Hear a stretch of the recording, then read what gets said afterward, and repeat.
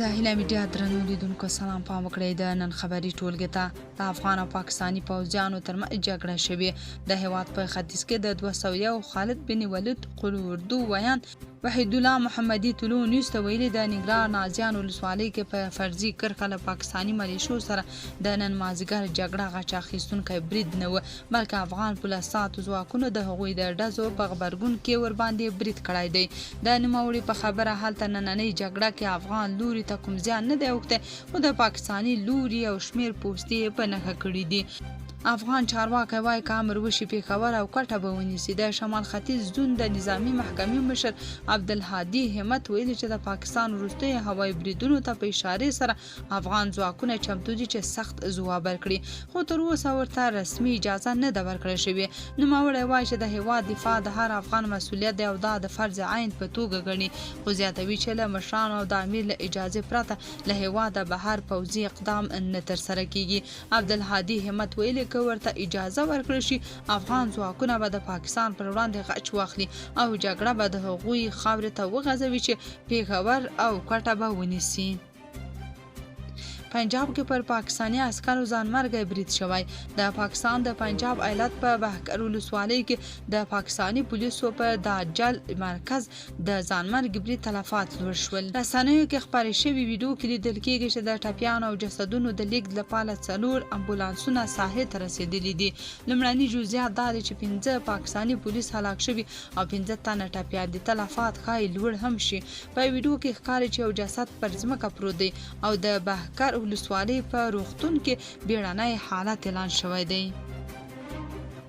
په اسلام آباد کې د جمهوریت دولت وروستي سفیر نجیب الله علي خیل پر افغانستان د پاکستان وروستیو بریدونو او پکې د ملکیانو هدف ګرځولو ته په اشاره ویلي د افغانانو لخوا دغه غندنې پیړۍ روانې دي خو د پاکستان په هدف او نیت کې کوم بدلون رانغی د نوموړي په وینا په عین وخت کې که زموږ هیواد ویجاړ او ولس سرګردان او اواره شو خو پاکستان ونه شوی کړی افغانستان د خپل نفوذ ساحه وګرځوي او نه هم کوم نظام او رژیم د ځان تابع پخوانی سفیر وایي د هیواد او نړۍ تاریخ ته په کتو له دغه شرط څخه د خلاصون یوازینۍ لار د یو مقتدر افغانستان جوړول دي مقتدر افغانستان په ملي روایت او یووالي جوړیږي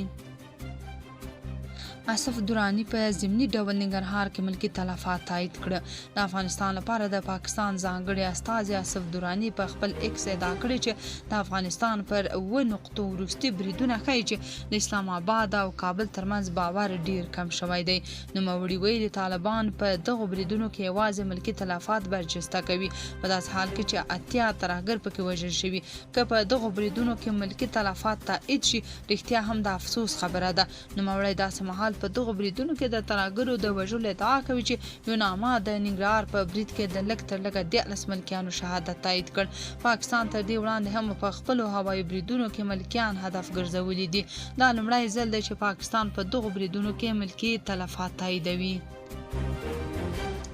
ایران وايي د افغانستان او پاکستان روان جنجال د هیچا په ګټه نه دی په اسلام آباد کې د ایران سفیر رضا امیری د افغانستان او پاکستان ترمنځ پر زیاتیدونکو کړکېچ اندېښنه ښودلې او په سیمه کې د ثبات لپاره د خبرو اترو غوښتنه کړې ده امیری د ستراتیژیکو مطالعاتو په انسټیټیوټ کې وویل چې په سیمه کې جګړه د هیچا په ګټه نه ده او باید د کابل او اسلام آباد ترمنځ د شخړو د کمولو لپاره هڅې ګړندۍ شي نوموړي ترهګري او جلا غوښتونکي حرکتونه د سیمې ګډې ننګونې وبللې او ادعا یې وکړه چې ګډ دښمنان په سیمه کې ناامني او بېثباتي رامنځته کوي د ایران سفیر ویل چې د هند پاکستان وروستیو نښتو او د ایران اسرائیلو 12 ورځنۍ جګړې تهران او اسلام آباد یو بل ته نږدې کړي دي هغه د جنیوا په ناسته کې د ایران پر ضد د پریکړه لیک په ردولو کې د پاکستان له ملاتړ څخه مننه وکړه